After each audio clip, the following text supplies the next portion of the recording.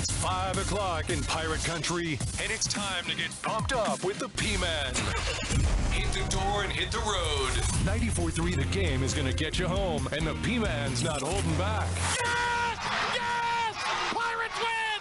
Pirates win! Bring on the Patrick Johnson Show on 94.3 The Game. Holy mackerel! Oh, my goodness! The flagship station of the ECU Pirates. Okay, thanks for being with us. Hi, everybody. Patrick Johnson here, midweek edition of the Patrick Johnson Show on 94.3 The Game. And we have Doug Martin coming up in just a few minutes. We're going to go to him. I think Doug's out of town, so we're going to catch him on the phone this go-around. We'll talk about the 99 team with Doug Martin, of course. They're going to be honored at the UTSA game this weekend.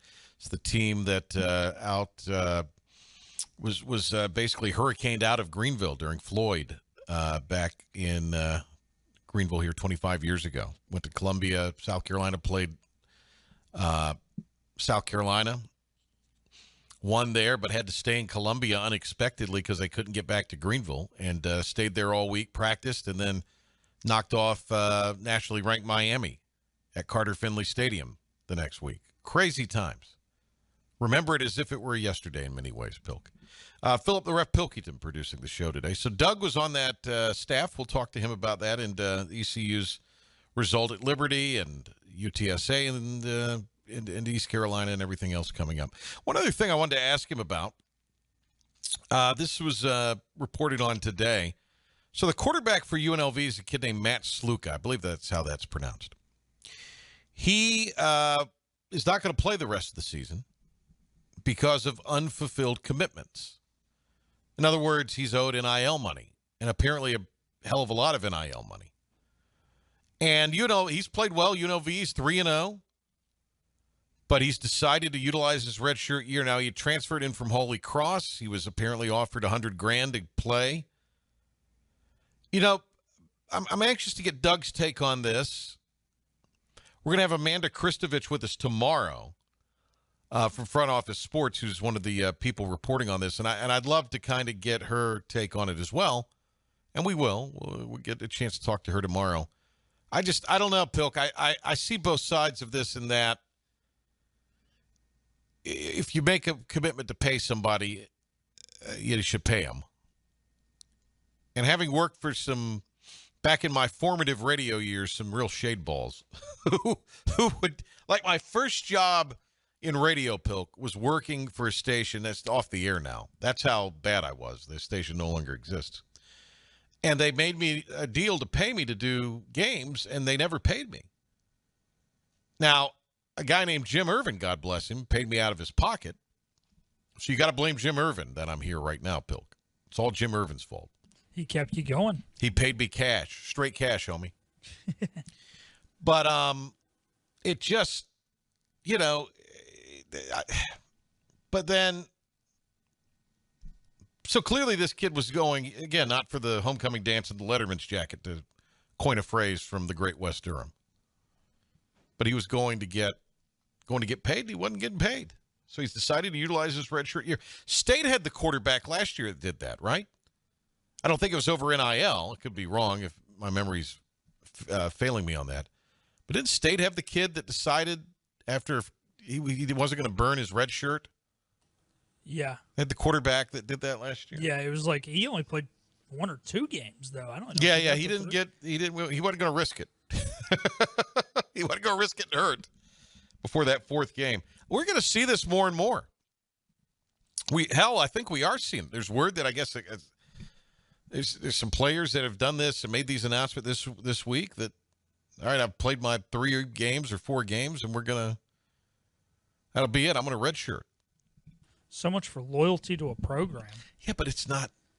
Again, like I just said there, West Durham said, it's no longer loyalty to a program. You're loyal to the dollar now. There's no loyalty in this country in general for anybody about anything. It's just a different culture that these kids were raised in compared to what, past generations have been raised in.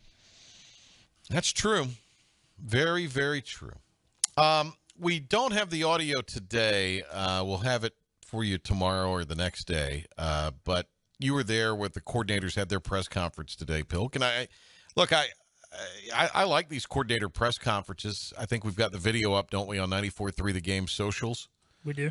So you could check it out there, 94.3 The Game on Facebook and at 943 The Game on Twitter. Blake Harrell basically said we got to get off the field on third down. And JDB said we got to score in the red zone. And you say, okay, well, yeah, no joke. That's what you've been saying. Yeah. But at least we got the coaches straight up acknowledging it. Yeah. No flowery language, no feel good. I mean, they've said, look, we got to do our job.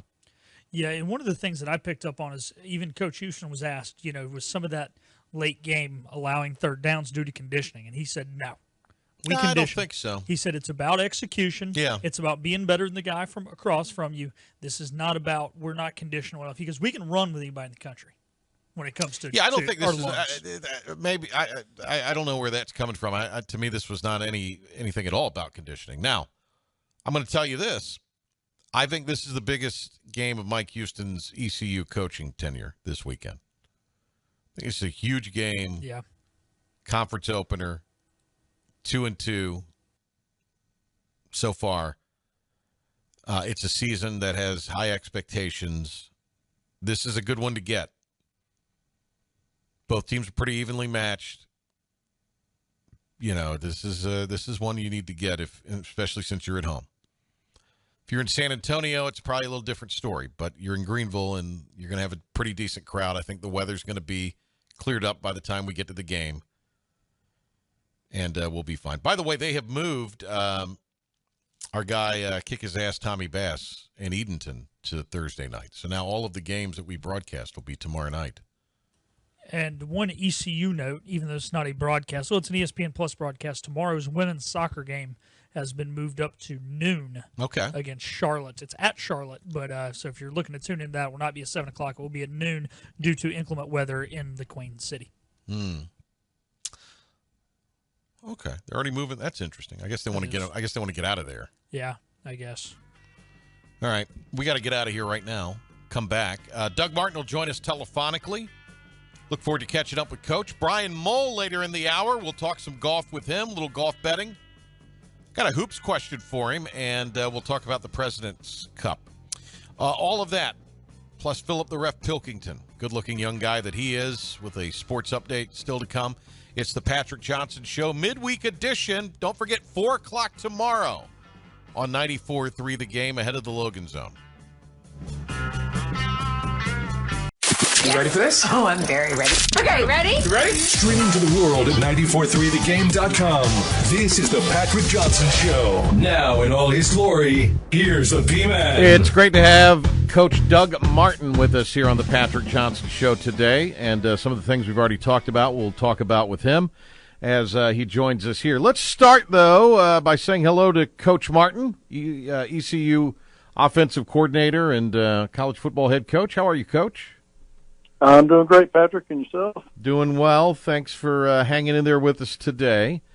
This is the anniversary of the flood involving Hurricane Floyd and the game against Miami and the whole 9 yards. I think the Miami game was 25 years ago today. When you look back on that, Doug, let's get your stories from that kind of wild sequence where the Pirates were hurricaned out and on the road for 2 or 3 weeks. Well, I can tell you they don't make coaching manuals for that situation.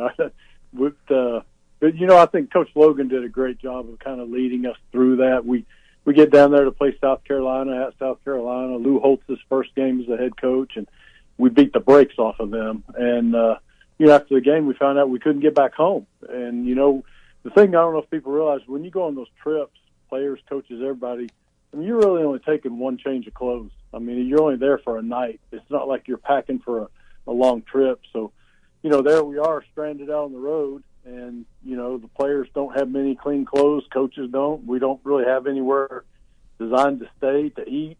Don't know what's going on. So it was an interesting time. We ended up practicing at a high school down there in Columbia for a couple of days because Coach Holtz wouldn't let us practice at South Carolina. So I think he was still a little upset with the Pirates. And, so we we got to use South Carolina's video to video our practices. We could go back and tape our practices so we could see what we're doing there. And we went and worked out at the Gold's Gym. We took the kids bowling and stuff like that just to keep them occupied. There was a church down there, and I don't remember the name of it. Did a tremendous job, raised money for us, and went out and bought the kids some sweatsuits and stuff to be able to wear, some different clothes. And, we just made an adventure out of it. And, of course, end up driving over to Raleigh to play Miami at North Carolina State Stadium and come from behind to win that game in dramatic fashion.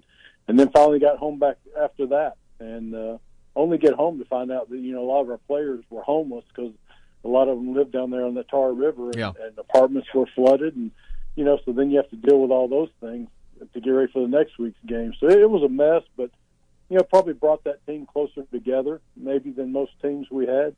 And they really relied on each other.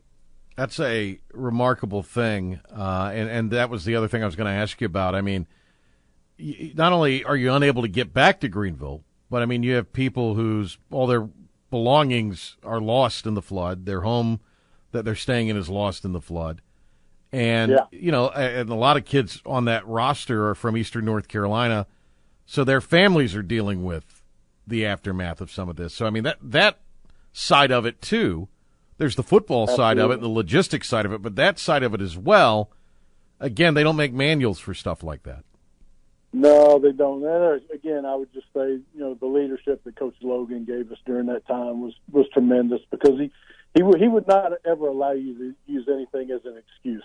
There was going to be no excuse that, we've been out on the road all week, now we got to go play Miami at somebody else's stadium, and there was going to be no excuse for the next week after that, but once we get back. And but we did have to deal with a lot of things. The players had to deal with a lot of things, finding a new place to live and getting new furniture and all those type of things. And, but like I say, that team was really, man, that was a good football team. We were really well balanced.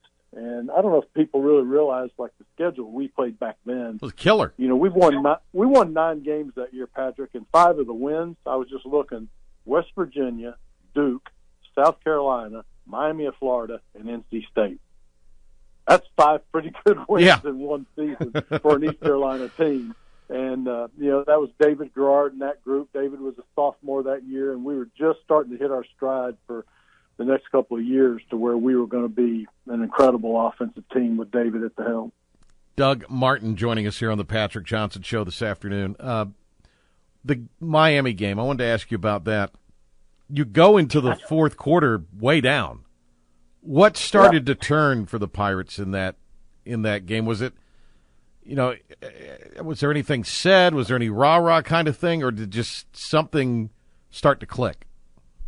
Of course, at halftime, I come down and Coach Logan meets me there, and he said, "Boy, what are you seeing up there?" And I said, "Steve, they're just fast, man. We were blocking them, and they're just getting off blocks and making plays and running us down." I said, "We're doing some good things, but they're just fast." And he said, "Well, just keep calling plays, man." That was his answer. So, and what happened with us and what we really believed in at that time, and it goes back to Jeff Connors and our strength and conditioning program, we thought if we could get people in the fourth quarter, we could beat anybody. And we just felt like we had to get a couple of scores and get it close, and that they would slow down. We might not play, faster, but we weren't going to slow down. And they did. The conditioning started to kick in, and that's when, our mentality started to kick in, and then the game started getting tight and getting close, and we loved playing close games. And, our mentality beat them at the end.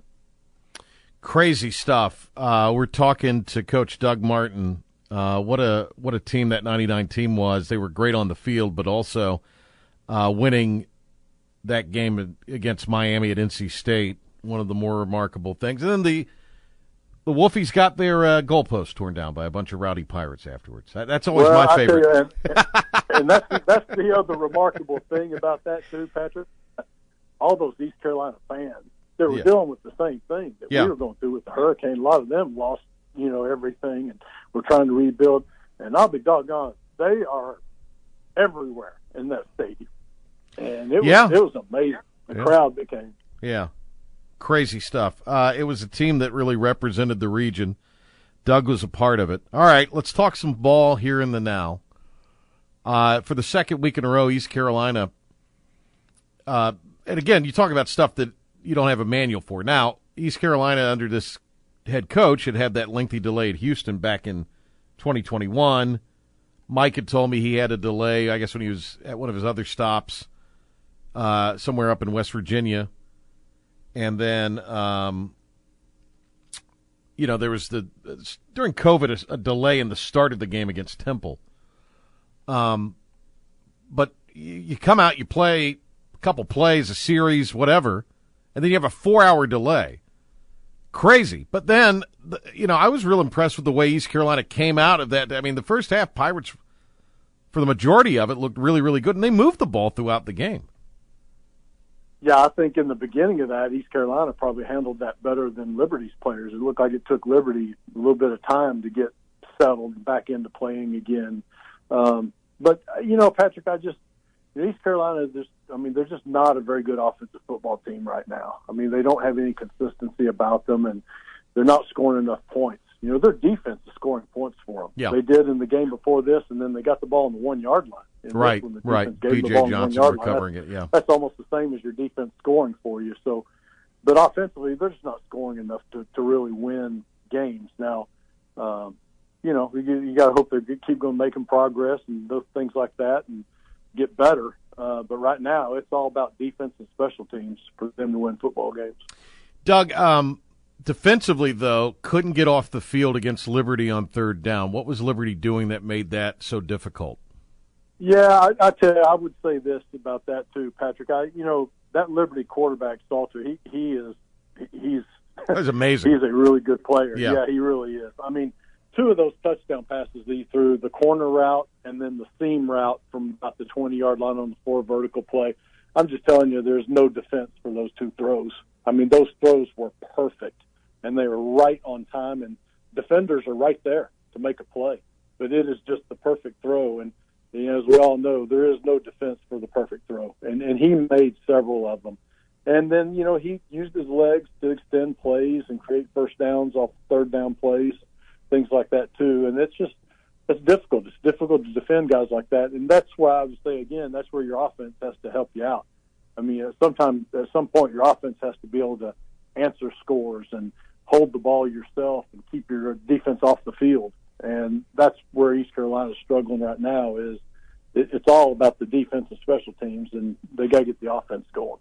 UTSA comes in. They've got a quarterback. They kind of like to run that hurry up as well, and they've got a quarterback that seems to be wrapping his arms around it. One thing they do have is they've got a defense, at least in what I've seen, runs to the ball pretty well.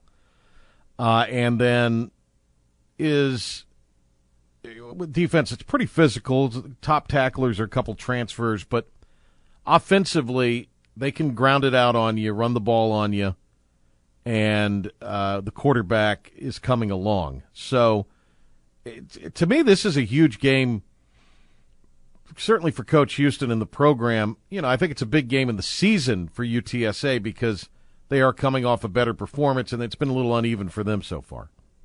Yeah, they played a tough schedule here early on, too. Texas State is a really good team this year who they played and got beat badly. And then they played University of Texas, so obviously those are 2 tough ones. I think they're kind of 2 teams that really mirror each other. Both offenses are not scoring very much. Both of them play pretty good defense, although I would say that East Carolina has the better defense of the 2. But I think it's going to be what offense shows up, what offense can score a little bit and help their defense, and who takes care of the ball probably will win this game because they're really, like I say, they're kind of mirror images of each other in terms of how much productivity the offenses are getting. I think their quarterbacks got pretty good numbers, but for whatever reason, they're not scoring. UTSA is not scoring like you would think it would with those type of numbers. So I don't know if it's penalties or breakdowns or what it is, but they're having trouble getting the ball in the end zone. Doug, let me ask you a little bit about some games from last week. We'll preview a couple this week, and then a couple of other things I wanted to make note of with you here. Liberty and App are playing this week, so let's start there. Even though they're on the road, I guess Liberty would be the favorite in that one.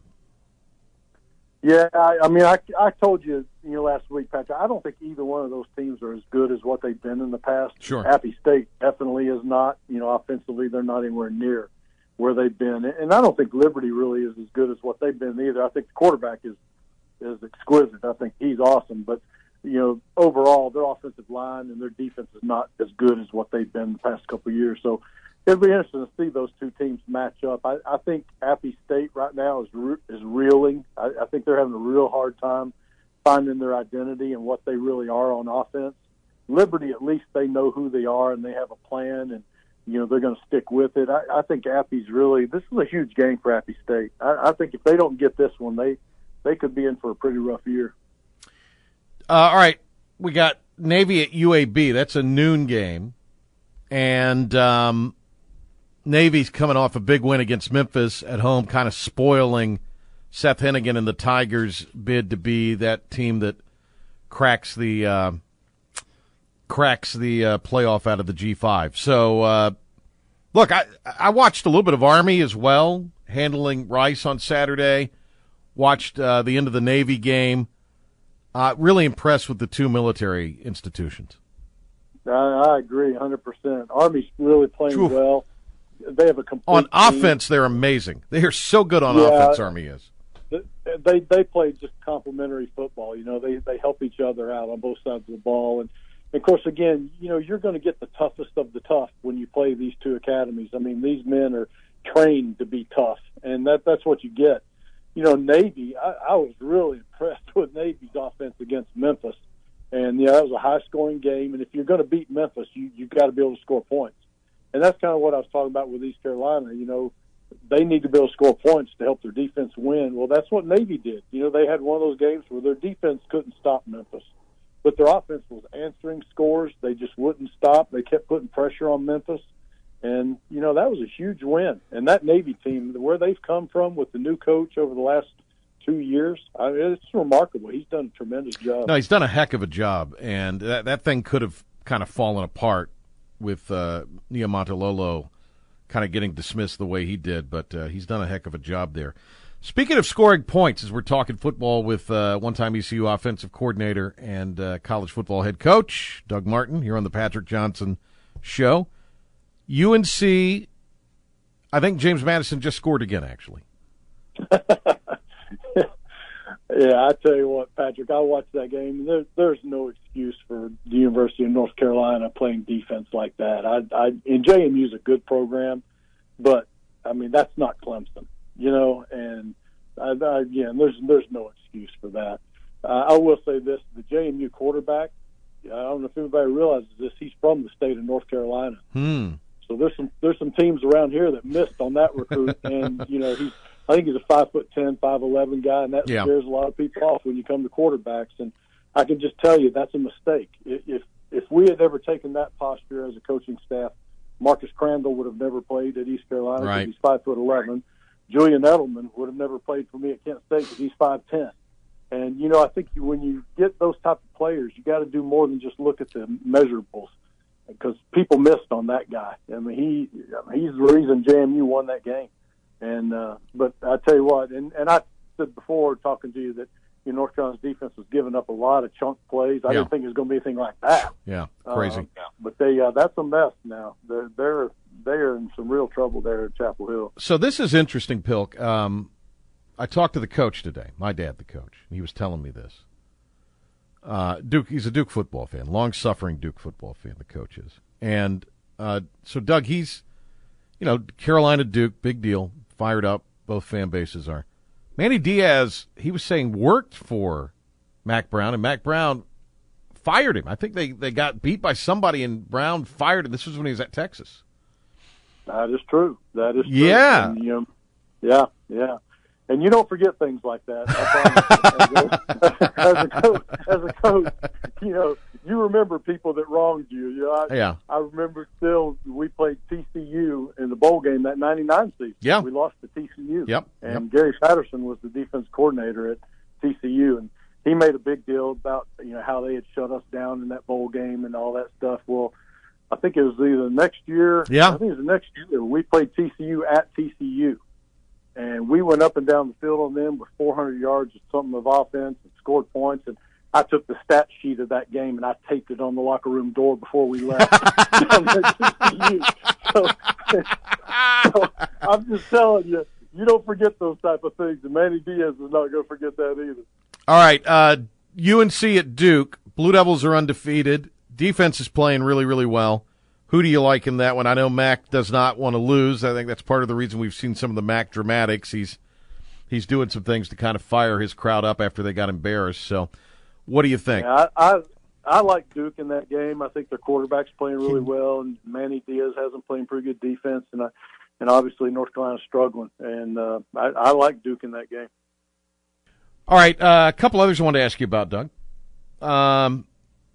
Little game. Well, let's start with this one first. A couple of night games. This one will be on NBC. Illinois, who I thought was just played fabulous last week in winning in overtime at Nebraska, played a hell of a game, and they're at number 9 Penn State. It always seems like Penn State is around this point in the season, and so they've got to win a game like this. I'm impressed with what is going on at Illinois. Who do you like in that one? Yeah, that'll be an interesting game. I think Illinois will have a great shot at that one. Penn State does not like it when they get into a street fight. I mean, if it's something where somebody's going to punch them in the face, they like being a finesse team and all that type of stuff. When you line up and you just punch them in the face, they don't like it. And that's what Brett Bielema is all about there at Illinois. And he's a good friend of mine, actually. And, when he was at Arkansas, we played him a couple of times. And, those are how his teams are built. So, he will give Penn State a run for their money there. All right, Georgia, Alabama, number 2, number 4. What you got? That's going to be interesting. I think Georgia will win that game. They're coming off a bad showing at Kentucky. I think that kind of got their attention, and I think they'll play better. I think the coach is doing an amazing job there at Alabama, taking over. That's obviously a tough place to take over, following a legend and everything, but I think Georgia still is a little bit more talented than Alabama at this point.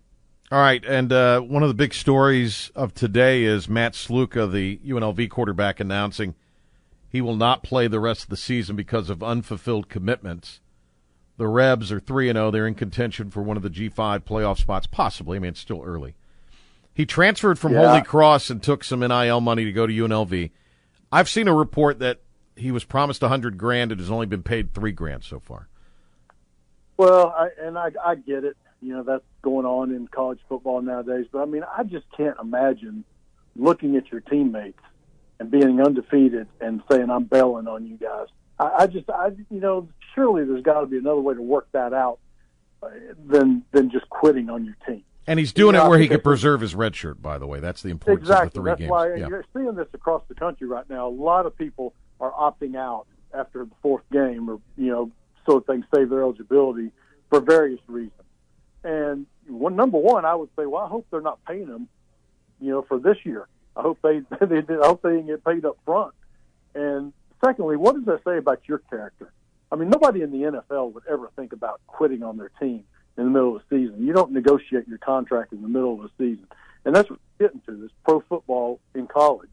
Well, then act like a pro. Handle your stuff before the season or after the season, but you don't do it during the season when you're letting down your teammates and letting down the fans, letting down everybody. I just think that's totally wrong, and it's a character flaw of whoever's involved with it. Doug, awesome to talk to you as always. Thank you, Coach. We appreciate it. Best of luck with everything going on with you guys, and we'll catch you soon. I appreciate it, Patrick. Y'all take care. All right, Doug Martin with us here. When we come back, we'll get on with Brian Mull, talk a little golf, but Philip's got an update, and that's coming up right after these words on the Patrick Johnson Show, 94.3 The Game, 94.3thegame.com, and the IBX Media. We are riding shotgun with you on the drive home. It's showtime. This is the Patrick Johnson Show on 94.3 The Game.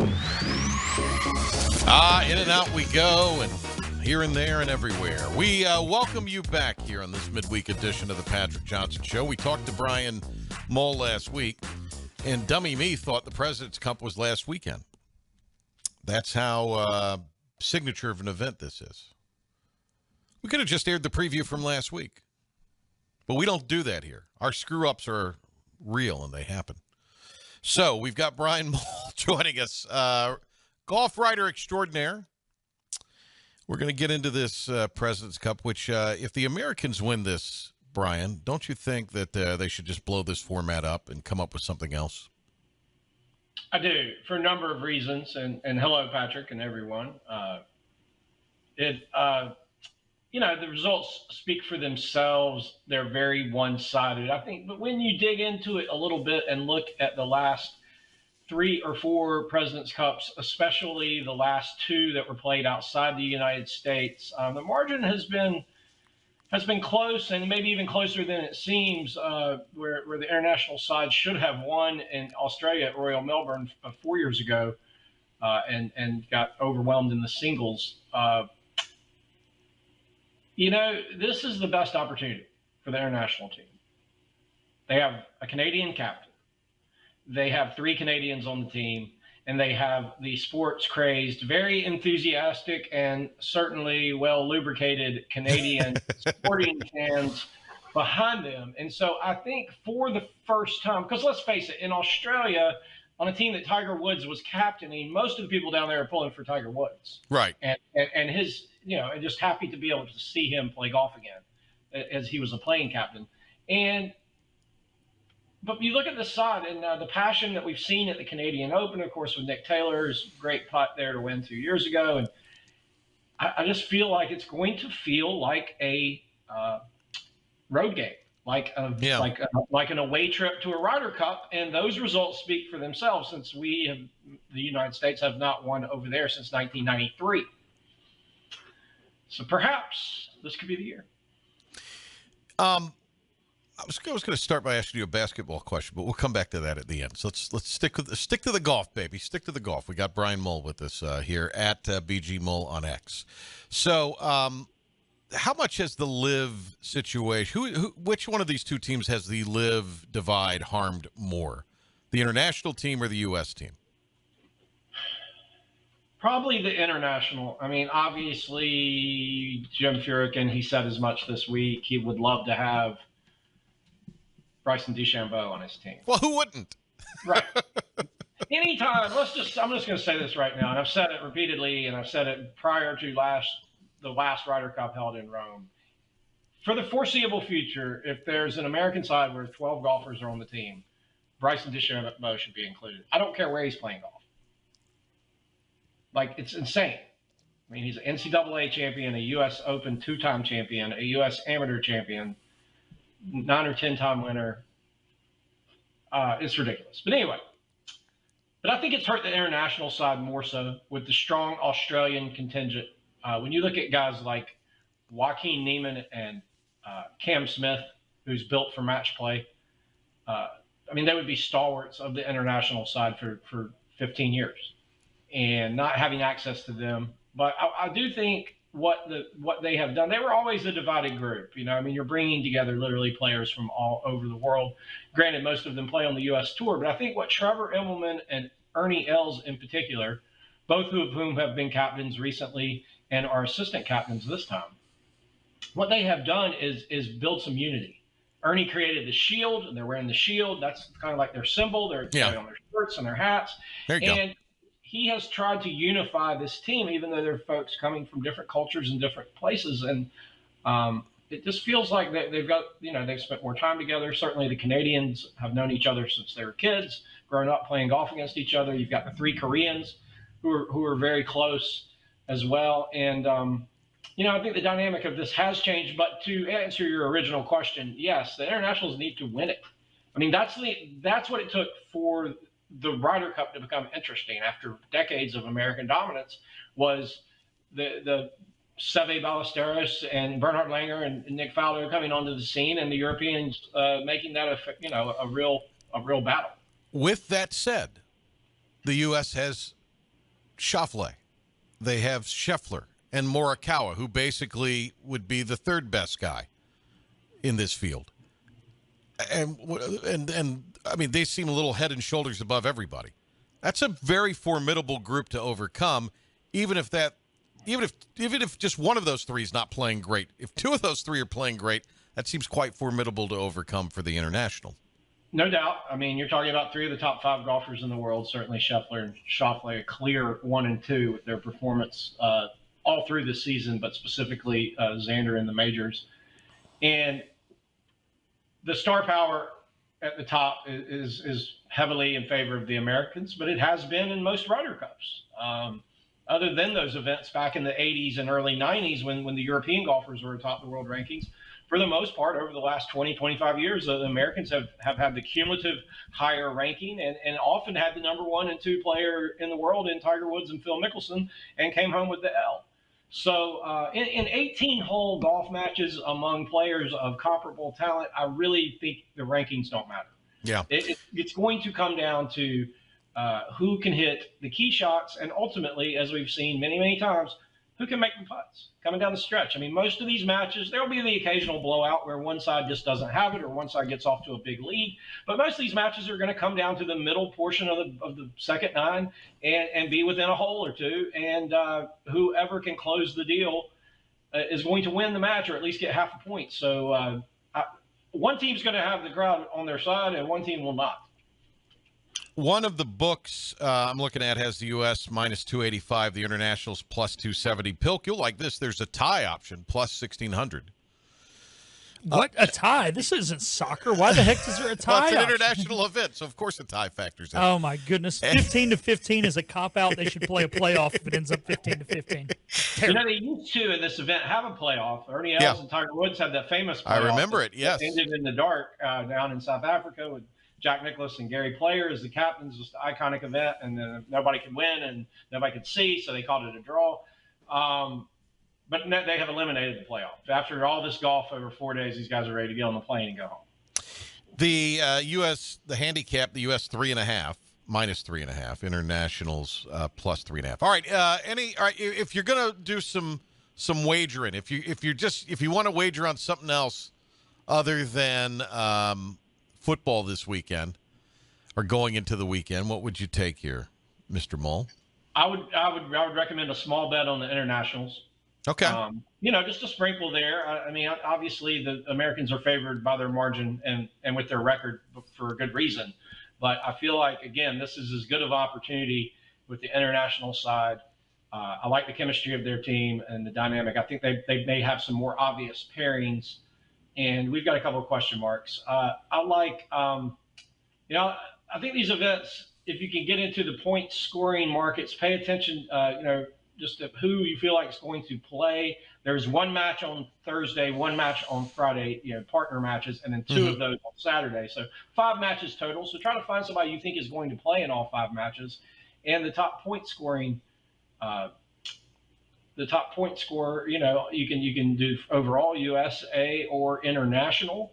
Sahith Theegala at plus 1,200 is intriguing to me on the USA side. Yeah. I like those odds. I think he could be a very dynamic match player. I think this could be a breakout event for him. I think he's really good. Gosh, he's good. He's shown up at the big events. He struggled a little bit in the second half of the year, but it's nothing to be concerned about. But I just feel like, he's the kind of guy that, especially in the team format, which, let's be honest, makes up most of the points, a lot of guys are going to want to play with him, and he has the ability to get out of some tough situations and really hit some creative shots. So that's a name on that side. On the other side, the chalk is Matsuyama and Adam Scott, and it's hard not to like Matsuyama. But I think Tom Kim is worth a mention as well there. He's a little bit down the favorite. I wouldn't go too deep on the international side, but Tom Kim is someone that I would have my eye on. I think he'll play. He's young. He played great in Charlotte 2 years ago for the international side. And again, he has a type of personality that people, it's dynamic. Folks want to be with him, and he said he's made an adjustment to his putting here in the last couple of weeks, and he feels like it's really, really locked in. And he went through some swing changes early in the year, and they might all come together for him this week. There's one other bet I saw. I'm not sure if it's available everywhere, but I think the international side will be leading after the first day. Okay. Of those 5 matches, there's probably a tie option there too as well, Pilk. But you can. That makes the internationals will be underdogs there, probably around 2-1. And I would think that they're going to get out hot. They're going to come out. They're going to have the crowd behind them. A lot of emotion. Yeah. Folks are probably started, pre-gaming here pretty soon. And, they're going to be gathered around. It won't be like the Solheim Cup where people couldn't get on the shuttle and get to the event. I mean, they'll be in there and ready to rock right out of the gate. And we've seen it happen so many times where the home side gets off to a hot start and gets the crowd behind them, and it kind of becomes an avalanche for the visitors. All right. Let me ask you about Harold Varner III. Didn't get relegated in Live, but came pretty damn close. There was the team event on their team championships, and let me tell you, that was some enthralling. Again, the only thing Live's really got going for it in its TV production is I like some of the things they do. They're easy to understand, and they show you golf shots, which, I mean, whoever's producing golf at CBS and NBC needs to watch a Live telecast and just understand you're going to see golf shots. I know the shotgun start helps with that, but still, there's never a time you're sitting there waiting for a golf shot in Live. It can get a little dizzying, but still, it's golf shots. There's got to be a happy medium. Anyway, Harold did not have a very good year on the Live Tour. No, I was surprised by that. He had certainly had a great year the year before, finally knocked off his first victory there, and had some other top finishes and was a stalwart. And it just feels like maybe that team with Bubba kind of almost on the verge of retirement after his own great career. And when you look at, Harold is he's not as young as we think he is anymore. He has such a gregarious personality, and he's such a youthful at heart, but he's 34. And, not that his skills are necessarily slipping, but there's a whole new generation of guys who are coming on the scene, who are taller and who have maxed out their speed from day one. And, the competition's getting stiffer. Obviously it just seemed like the downside of Live with only having events somewhat sporadically is that if you're playing poorly, you don't really have a great opportunity to play your way out of it. You can't go play 4 or 5 weeks in a row and then hope, in the middle of that you figure it out. So, it just kind of snowballed on him. I would imagine he will bear down, and, this probably woke him up a little bit, and he'll probably have a good off season and be ready to roll. Couple years away from this, basketball question ended here. Pac-12. And Gonzaga is going to join that as a basketball-only member, obviously. Does that give that conference some street cred? And when you look at it, I mean, it's just the Mountain West with football now, is it? Or not the Mountain West, the WCC with football, in a way, right? Yeah, it is. And I think, the additions from the Mountain West, although they thought they probably were going to get a few more. I mean, it's certainly been a reputable basketball conference in recent years, getting 3 and 4 and 5 teams into the NCAA tournament. But yeah, the Zags, I mean, that's a blue chip program any way you look at it. And I think it will help their program to have more big games. They may have a few more losses at the end of the regular season, but to be in more competitive games with teams that have comparable talent, I think it'll be a benefit not only to the conference, but to the Zags as far as, capturing that elusive national championship. Okay. I've got the U.S. winning their 10th straight President's Cup, but it'll be close. Pilk, what say you on this before we let Mull go? Yeah, I think the U.S. sneaks it out. It's going to be close. Like Brian said, probably the best chance the Internationals had in a long time, but I still like the U.S. Mull, what you got? I want Scotty Scheffler to play better. Scotty's a control freak. It's why he struggled in Denver with the altitude, I think, because he couldn't figure out how far his ball was going. He hasn't played great with partners. He needs to score some points. He's the number 1 in the world. He's got a 30% win rate in the team matches in these events. Yeah. All right. Very good stuff. Thank you, Brian. We appreciate it. Okay. Thank you. Y'all have a great weekend. Thanks to Brian Mull. Thanks to Doug Martin. Thanks to Philip the Ref Pilkington. And thanks to you for tuning in today. It is the Patrick Johnson Show, and we'll be back tomorrow with more. Ron Cook, head coach of Farmville Central, and Amanda Kristovich on the conference craziness. Patrick Johnson Show coming your way tomorrow. See you in the morning on Talk of the Town, and then back here, PJ Show tomorrow.